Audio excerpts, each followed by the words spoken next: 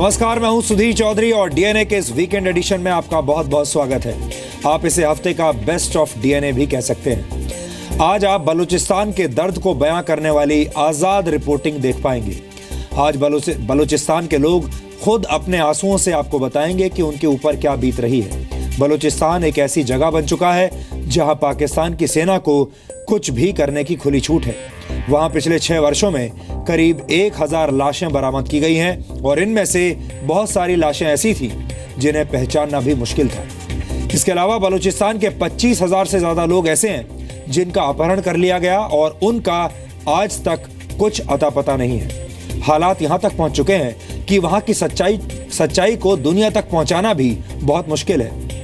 वहां के कुछ स्थानीय लोग चोरी छिपे वीडियो रिकॉर्ड करते हैं और अपनी जान बचाकर सैकड़ों किलोमीटर की यात्रा करके सोशल मीडिया पर अपलोड करते हैं और इस काम में कई बार 20 दिन से लेकर 1 महीना तक लग जाता है। यानी बलूचिस्तान के अंदर की खबरें बाहर तक आना बहुत मुश्किल है।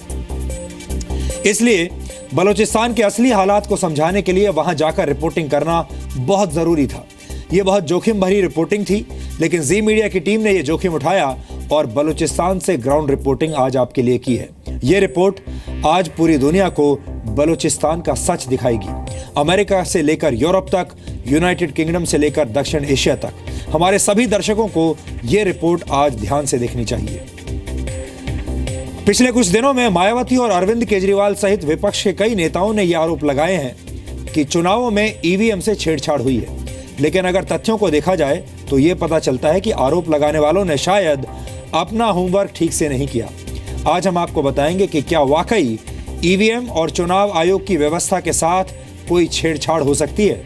हमने इस विषय पर आज आपके लिए गहरा रिसर्च किया है। इसके बाद हम आपकी सेहत से जुड़ा एक बहुत जरूरी डीएनए टेस्ट करेंगे।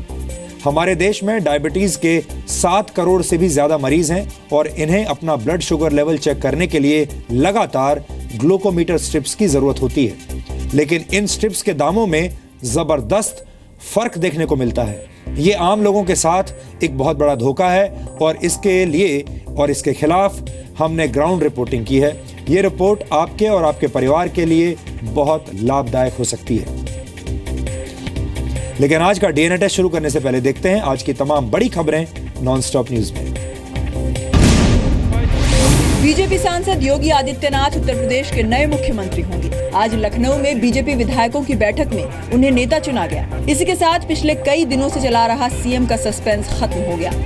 जब लोगों ने सुना योगी जी का नाम का प्रस्तावना, सभी खड़े होके एक मत से सबने कहा हम सब ये प्रस्तावना को समर्थन कर रहे हैं।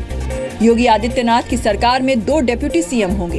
विधायक दल की बैठक में केशव प्रसाद मौर्य और दिनेश शर्मा को डेप्यूटी सीएम चुना गया। मुख्यमंत्री के रूप में योगी आदित्यनाथ जी रहेंगे और 2 उप मुख्यमंत्री के रूप में, एक मेरा नाम है, एक दिनेश शर्मा जी का नाम है, तो 2 उप मुख्यमंत्री भी रहेंगे। बाकी के मंत्री कल शपथ लेंगे। विधायक दल का नेता चुने जाने के बाद योगी आदित्यनाथ ने राज्यपाल राम नाईक से मुलाकात करके सरकार बनाने का दावा पेश किया। आदरणीय प्रधानमंत्री श्री नरेंद्र मोदी जी के सबका साथ सबके विकास के इस स्लोगन के साथ उत्तर प्रदेश में विकास और सुशासन की स्थापना करने में हम सफल होंगे। योगी आदित्यनाथ कल दोपहर 2:15 बजे मुख्यमंत्री पद की शपथ लेंगे। शपथ ग्रहण में प्रधानमंत्री नरेंद्र मोदी, बीजेपी अध्यक्ष अमित शाह भी शामिल होंगे। बीजेपी शासित सभी राज्यों के मुख्यमंत्रियों को भी समारोह में आने का न्योता दिया गया है। मुख्यमंत्री पद के लिए योगी आदित्यनाथ के नाम का ऐलान होते ही गोरखपुर में उनके समर्थकों ने जमकर आतिशबाजी की और योगी आदित्यनाथ के समर्थन में नारे लगाए। महिला समर्थकों ने भी योगी आदित्यनाथ को मुख्यमंत्री चुने जाने पर खुशी जाहिर की। वाराणसी में भी समर्थकों ने ढोल बजाकर जश्न मनाया। औरैया में योगी समर्थकों ने सड़कों पर उतरकर लड्डू बांटे। समर्थकों ने मोदी और योगी के पक्ष में नारे लगाए। बीजेपी कार्यकर्ताओं ने शहर में मोटरसाइकिल से जुलूस भी निकाला। ये राष्ट्रव्यापी सोच के मुख्यमंत्री हमारे हैं और प्रदेश का जरूर पूर्ण रूप से विकास करेंगे। पूरे राम राज्य की परिकल्पना जो हम लोगों ने ख्वाब देखा है, निश्चित रूप से वो योगी के रूप में हम लोग इसमें कामयाब होंगे। योगी आदित्यनाथ यूपी के 34वें मुख्यमंत्री बनेंगे। वो यूपी के दूसरे सबसे कम उम्र के मुख्यमंत्री होंगे। योगी आदित्यनाथ मूल रूप से उत्तराखंड के रहने वाले हैं।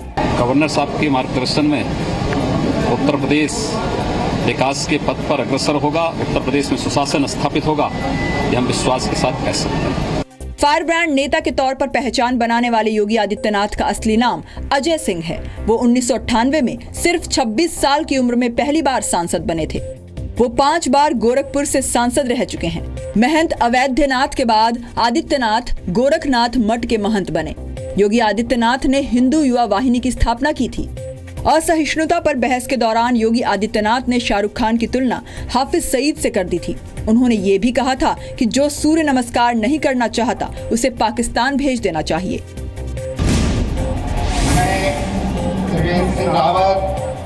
त्रिवेंद्र सिंह रावत ने आज उत्तराखंड के 9वें मुख्यमंत्री के तौर पर शपथ ली।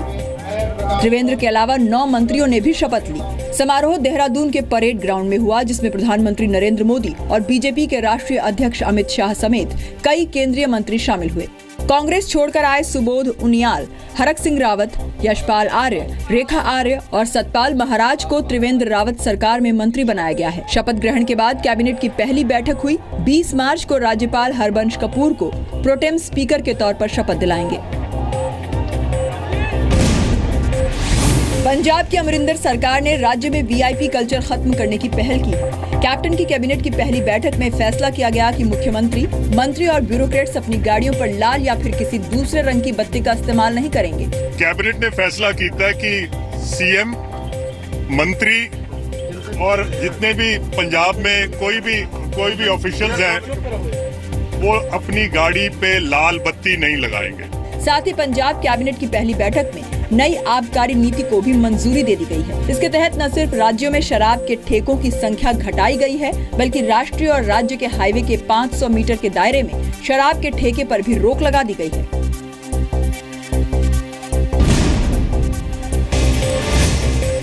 कवि दुष्यंत कुमार की एक बहुत मशहूर रचना है जिसमें वो कहते हैं, हो गई है पीर पर्वत सी पिघलनी चाहिए, अब इस हिमालय से कोई गंगा निकलनी चाहिए। आज ये दीवार पर्दों की तरह हिलने लगी, शर्त थी लेकिन कि ये बुनियाद हिलनी चाहिए। आज हमारा पहला विश्लेषण भी पाकिस्तान की बुनियाद हिलाने का काम करेगा, क्योंकि आज हम बलूचिस्तान में पाकिस्तान के पापों का प्रसारण ग्राउंड जीरो से यानी सीधे बलूचिस्तान से करेंगे, वो भी पहली बार। ये एक ऐसी रिपोर्ट है जिसे जी मीडिया की टीम ने अपनी जान जोखिम में डालकर तैयार किया है। सुरक्षा कारणों से हमारी रिपोर्ट में हमने इस संवाददाता की पहचान छिपा दी है। हमने ऐसा इसलिए किया है ताकि इस संवाददाता की सुरक्षा पर कोई आंच ना आए। हमारी टीम बलूचिस्तान के उन इलाकों में गई जहां पाकिस्तान का काला सच कई गज जमीन के नीचे दबा हुआ है। हमने उन पीड़ितों से भी बात की जिनके अपनों को पाकिस्तान की सेना ने दिन के उजाले में सरेआम गोलियों से छलनी कर डाला। हमें कई ऐसे लोग भी मिले जिन्होंने हमें यह बताया कि कैसे पाकिस्तान की सेना ने बलूचिस्तान में सामूहिक नरसंहार किया है। बलूचिस्तान में कई परिवार ऐसे भी हैं जो पिछले कई वर्षों से अपने पिता, अपने भाई और अपने बेटे के लौटने का इंतजार कर रहे हैं, लेकिन उनकी उम्मीदों ने अब जवाब देना शुरू कर दिया है। पिछले 6 वर्षों में इस इलाके से करीब 1000 लाशें बरामद की गई हैं, जिनमें से बहुत सारी लाशें ऐसी थी जिन्हें बुरी तरह क्षत विक्षत कर दिया गया था और उन्हें पहचाना भी नहीं जा सकता था। इसके अलावा 25,000 से ज्यादा लोग ऐसे हैं जिनका अपहरण कर लिया गया और उनका आज तक कोई अता पता नहीं है। आगे बढ़ने से पहले मैं आपको एक बात बताना चाहता हूं, और वो ये है कि बलूचिस्तान में रिपोर्टिंग करना, बलूचिस्तान में वहां के हालात पर कोई वीडियो बनाना एक अपराध माना जाता है, एक अपराध की तरह है। और अगर कोई व्यक्ति ऐसा करते हुए पकड़ा जाए तो फिर उसकी जान जाने की पूरी गारंटी है। और यहाँ पर यह स्टोरी करते हुए अगर हमारे संवाददाता या हमारे कैमरा पर्सन, हमारी जो टीम थी वहां पर, अगर वो लोग पकड़े जाते तो आज वो जिंदा नहीं होते। इसलिए आप इस बात को समझिए कि उन्होंने बलूचिस्तान में अपनी जान पर खेलकर ये तस्वीरें वहां पर शूट की हैं और आज वही तस्वीरें हम आप तक पहुंचा रहे हैं। और इसीलिए हमने खास तौर पर इस बात का ध्यान रखा है कि हमारे संवाददाता की पहचान बाहर जग जाहिर ना हो। जी न्यूज पर हम कई बार आपको पहले भी बता चुके हैं कि कैसे बलूचिस्तान बांग्लादेश की तरह पाकिस्तान से अलग होने की राह पर आगे बढ़ रहा है। ऐसा इसलिए हो रहा है क्योंकि पाकिस्तान ने बलूचिस्तान की आज़ादी की मांग को दबाने के लिए अत्याचारों का नया अध्याय लिखना शुरू कर दिया है और पाकिस्तानी सेना आज़ादी की मांग को कुचलने में जुटी हुई है। लेकिन अब पाकिस्तान के पापों का घड़ा भर चुका है। अब पूरी दुनिया से बलूचिस्तान की आज़ादी की आवाज़ें आने लगी हैं, लेकिन नवाज शरीफ अपने कानों में कश्मीर वाली रुई डालकर इन आवाज़ों को अनसुना कर रहे हैं। इसलिए हमने नवाज शरीफ को बलूचिस्तान की आवाज़ें सुनाने के लिए सीधे ग्राउंड जीरो पर जाने का फैसला किया। एक संवेदनशील भारतीय नागरिक होने के नाते आपको पाकिस्तान के जुल्म सितम के बारे में आज पता होना चाहिए। ये बातें कूटनीति की दुनिया में दस्तावेज की तरह काम करती हैं। इन्हें छोटा समझने की भूल आपको बिल्कुल नहीं करनी चाहिए। बलूचिस्तान के लोगों की पीड़ा अब पर्वत जैसी हो गई है, इसलिए आज पाकिस्तान की बुनियाद हिलानी जरूरी है। इस रिपोर्ट में आपको कुछ ऐसे बयान और कुछ ऐसी तस्वीरें देखने को मिलेंगी जो आपने इससे पहले कभी नहीं देखी होंगी।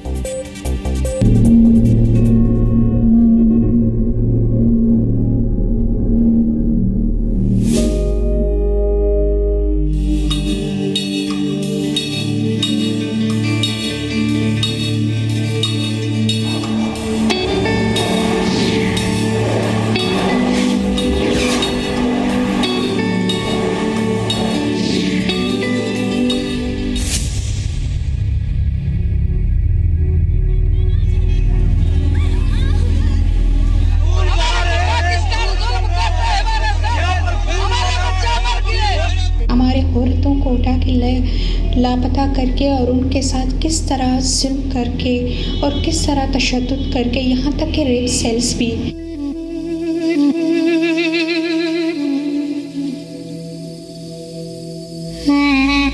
पाकिस्तान का मीडिया, पाकिस्तान की फौज और पाकिस्तान की हुकूमतें, नुमाइंदा सब मिलकर और एक सोचे समझे मंसूबे के तहत बलोच कौम की नस्लकुशी कर रहे हैं। बलूचिस्तान के बारे में किसी मीडिया एंकर ने बात नहीं की। वहां पर जो जुल्म हुआ और या हो रहा है, अब भी लोगों को, हमारे भाइयों को, हमारे बहनों को हर दिन कत्ल किया जाता है, लोग घरों से घसीट के निकाला जाता है, मिसिंग होते हैं, उनको टॉर्चर किया जाता है, फिर उनकी लाशें रोड पर फेंक दी जाती हैं, सरेआम रोडों पर वीरानों में फेंक दी जाती हैं।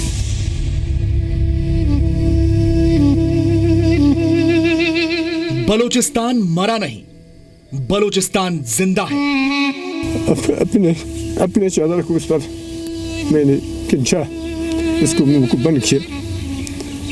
ये इसी वजह से मारता है कि भाई ये लोग शिया है, शिया की वजह से भाई बस इसको मारो। टीवी पर पहली बार बलूचिस्तान से रिपोर्टिंग। पाकिस्तान के अत्याचारों पर सबसे बड़ी गवाही। टीवी पर पहली बार बलूचिस्तान से रिपोर्टिंग। बलूचिस्तान जिंदा है। कहते हैं चोर चोरी करने के बाद अनजाने में ही सही, लेकिन कोई ना कोई सुराग जरूर छोड़ जाता है ताकि पुलिस को उसे ढूंढने में आसानी हो। लेकिन पाकिस्तान एक ऐसा देश है जिसकी सेना बलूचिस्तान में चोरी भी करती है, निर्दोष लोगों की हत्या भी करती है और सारे सबूत भी छोड़ जाती है, लेकिन कोई उसका कुछ बिगाड़ नहीं पाता क्योंकि यह सब पाकिस्तान की मर्जी से हो रहा है। बावजूद इसके दुनिया में किसी को पाकिस्तान के पाप नजर नहीं आते। इसलिए हमने फैसला किया कि पाकिस्तान के पापों को वर्ल्ड टेलीकास्ट करने के लिए हम सीधे बलूचिस्तान जाकर ग्राउंड रिपोर्टिंग करेंगे। जी न्यूज पर वैसे तो हमने कई बार बलूचिस्तान के खामोश चीखें देश और दुनिया तक पहुंचाई हैं, लेकिन जब हमारी टीम ग्राउंड जीरो पर पहुंची तो हमें यकीन नहीं हुआ, क्योंकि वहां के हालात किसी आग की भट्टी में जलने वाले इंसान की तरह थे जो तड़प तड़प कर इंसाफ मांग रहा था। लेकिन जिस पाकिस्तान में आतंकवाद और आतंकवादियों की पूजा की जाती है, उससे एक आम नागरिक इंसाफ की उम्मीद कैसे कर सकता है?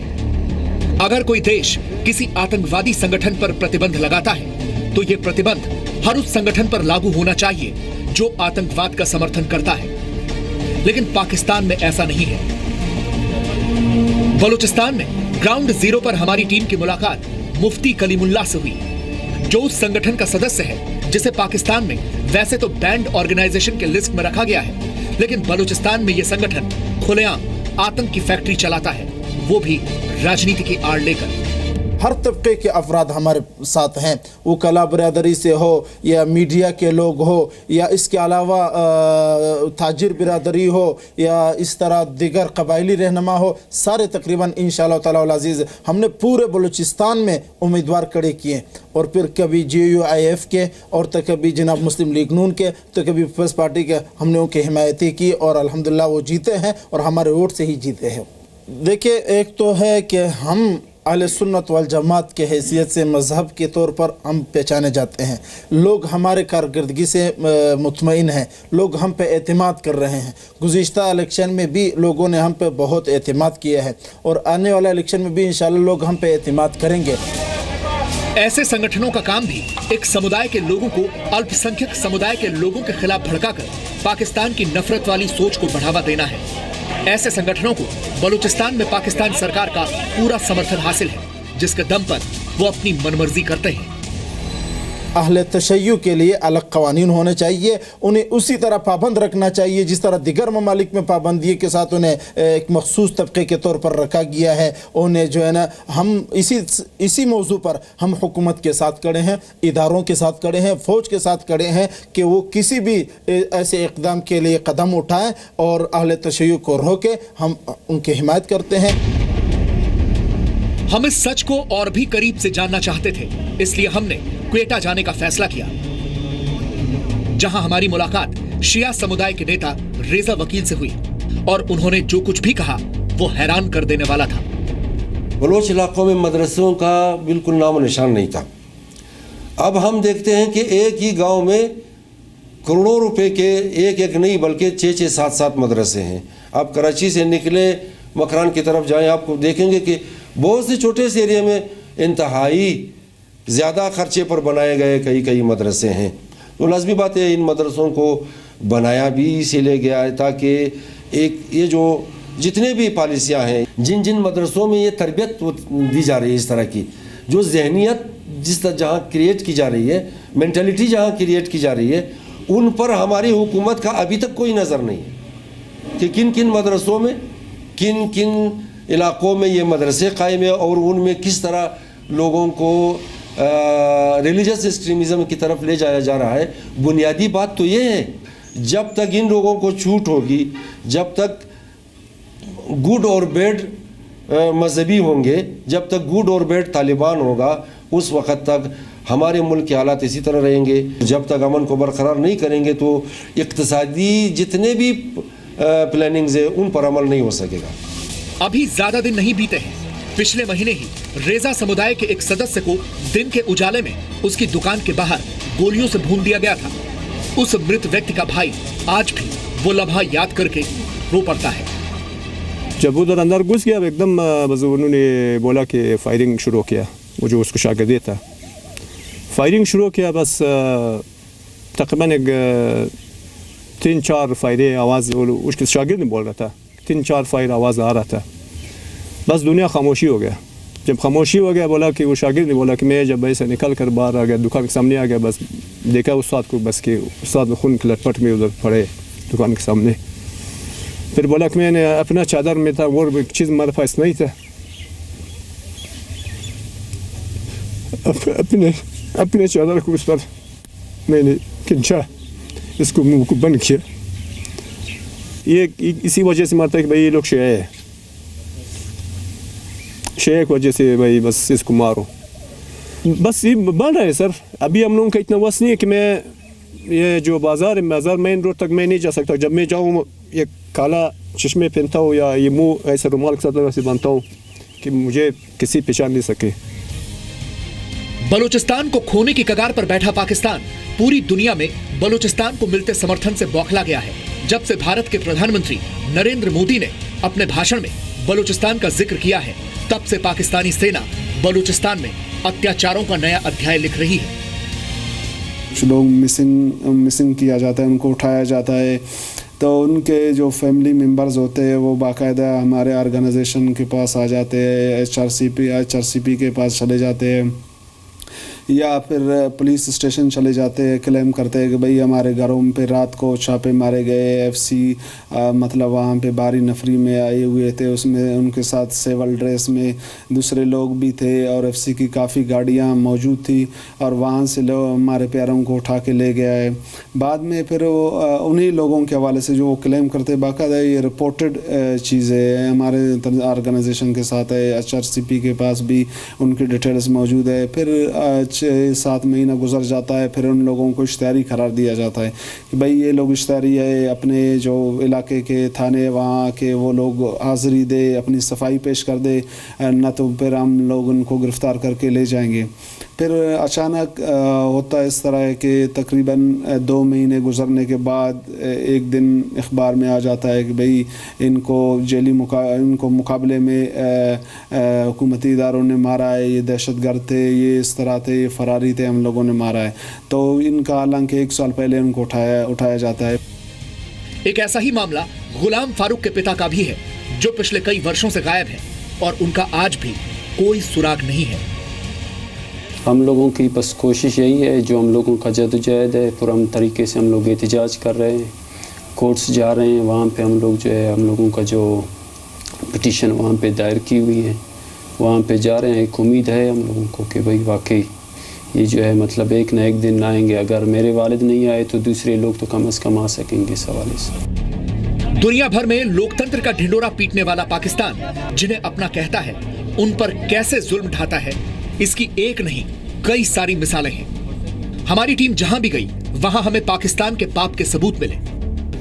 मेरे कुछ रिलेटिव्स हैं वो खुशदार में रहते हैं, वो मतलब वो अपने उसमें रह रहे हैं, जो हब वगैरह गए हैं, जो कोयटा कुछ आए हैं, वो तो अपने उसमें रह रहे हैं, उनको कोई ऑर्गेनाइजेशन या कोई और उनको उस तरह का सपोर्ट में हमें कोई नहीं है, फिलहाल नहीं मिल रहा है उनको। जो हालात ख़राब हुए थे इस वजह से लोग जो है माइग्रेट कर चुके हैं वहाँ से। अक्सर लोग मतलब परसेंटेज मुझे नहीं पता, मेरे पास ना फिगर नहीं है, तो वहाँ से लोग अक्सर वहाँ से हब की तरफ या लसबेरा या कोयटा खुशदार मतलब वहाँ पे लोगों ने कोशिश की है कि यहाँ पर डिस्टर्बेंस है, हम दूसरे इलाकों में जाएँ।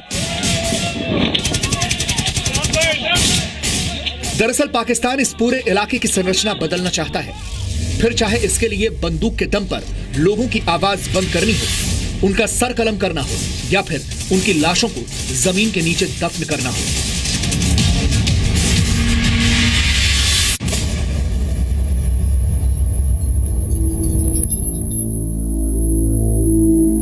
जो खौफ है कि भी इस बड़ी यानी तरक्की के जो रेल पेल होगा उससे हम अक्सर अकलियत में तब्दील ना हो, तब वो उस तरक्की को अपना तरक्की समझकर इसको आगे बढ़ाएंगे। जितने भी ऑपरेशन हुए, इन 5 ऑपरेशन हुए, अब तक बलोचों को सफ़ाई से नहीं मिटा सके, तो इतना नुकसान हुआ।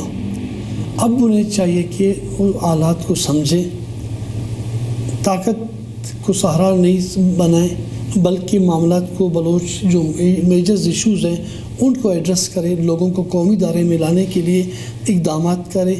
अदरवाइज़ अगर वो कहेंगे नहीं जी हम इसी तरीके से ताकत को सहारा बनाकर या ताकत के ज़रिए मामला हल करेंगे, तो मैं समझता हूँ कि यहाँ पे हकीकी इक़्तिसादी तरक्की भी नहीं आएगी, खुशहाली भी नहीं आएगी।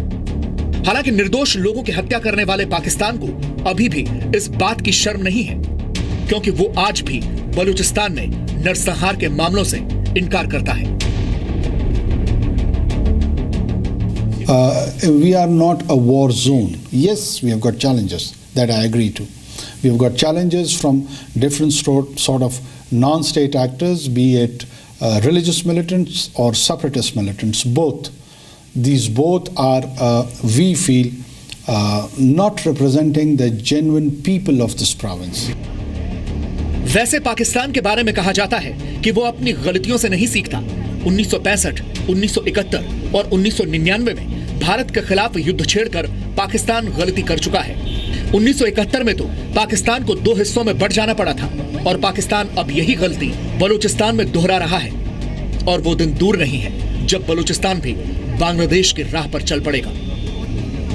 ब्यूरो रिपोर्ट, जी मीडिया। बलूचिस्तान में हो रहे अत्याचारों पर आधारित हमारी इस रिपोर्ट का एक ही मकसद है, हम बलूचिस्तान के हालात दुनिया को दिखाना चाहते हैं। बलूचिस्तान एक ऐसा कॉन्फ्लिक्ट जोन बन चुका है जहां से कोई रिपोर्टिंग नहीं करता, क्योंकि वहां पाकिस्तानी सेना का नियंत्रण है और वहां के सच को दुनिया के सामने रखना आसान काम नहीं है, इसमें जान भी जा सकती है।